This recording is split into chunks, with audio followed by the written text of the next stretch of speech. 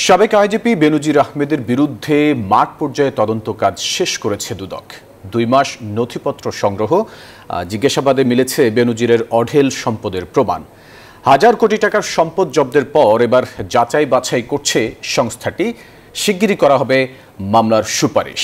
এদিকে হাইকোর্টের বেঁধে দেওয়া নির্ধারিত সময়ে বেনজিরের সম্পদের প্রতিবেদন দাখিল করা হবে বলে জানিয়েছেন দুদকের আইনজীবী।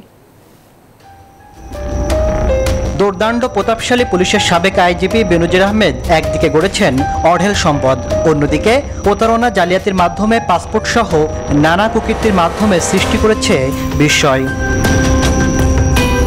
ইতিমধ্যে দুদক রাজধানীর গুলশানে 4টি ফ্ল্যাট সহ 12টি ফ্ল্যাট, 2.5 একর জমি, 33টি ব্যাংক অ্যাকাউন্ট, 25টি কোম্পানির শেয়ার সহ তার বিভিন্ন স্থাবর অস্থাবর সম্পদ জব্দ করেছে।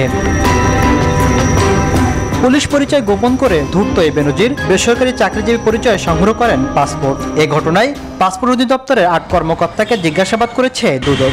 2 দফায় বেনজির সহ তার পরিবারকে তলব করা হলেও হাজির না হয়ে পাঠিয়েছেন দায়সারা চিঠি, যা গ্রহণ করেনি দুদক। অনুসন্ধানকারী দল মাঠ পর্যায়ের দুর্নীতির নথিপত্র বিশ্লেষণ করে খুব দ্রুতই কমিশনে বেনজিরের বিরুদ্ধে মামলার সুপারিশ করবে। বিশ্বমানের থার্মিক্স রড, সালাম স্টিল থার্মিক্স, দেশের একমাত্র থার্মিক্স রড। এদিকে গেল এপ্রিলের শেষের দিকে বেনজিরের সম্পদ অনুসন্ধান করে 2 মাসের মধ্যে প্রতিবেদন দাখিল করতে দুদককে নির্দেশ দেয় হাইকোর্ট। আইনজীবী বলছেন, নির্ধারিত সময়ের মধ্যেই প্রতিবেদন দাখিল করবে দুদক। যে তথ্যপত্রগুলো আসছে, যে জব্দ তালিকা আসছে, আদালতের রায় আসছে, প্রত্যেকটা সম্পদ, অপরাধলব্ধ আয়, অপরাধলব্ধ সম্পত্তি দুদক খুঁচিয়ে দেখছে যে কোথায় কিভাবে এগুলো অর্জন করা হলো। কমিশন হাইকোর্টের আদেশটা রিসিভ করছে 5ই মে। তো আমরা আশা করি হয়তো বা আগামী মাসের মাঝামাঝি 7-10 দিনের মধ্যে আমরা দিয়ে দিতে পারবো। দুদকের সাবেক এক মহাপরিচালক বলছেন, বেনজিরের বিরুদ্ধে যে পরিমাণ অবৈধ সম্পদ পাওয়া গেছে তাতে মামলা করতে আইনি কোনো বাধা নেই।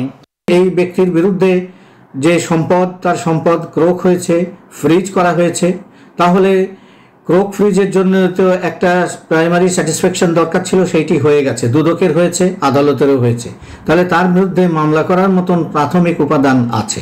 বেনজিরের বিরুদ্ধে গেল এপ্রিলে 18 তারিখ অনুসন্ধান শুরু করে দুদক। তবে সম্পদ বিবরণী দাখিলের নোটিশ দিবে কিনা তা কমিশনের সিদ্ধান্তের অপেক্ষায় রয়েছে।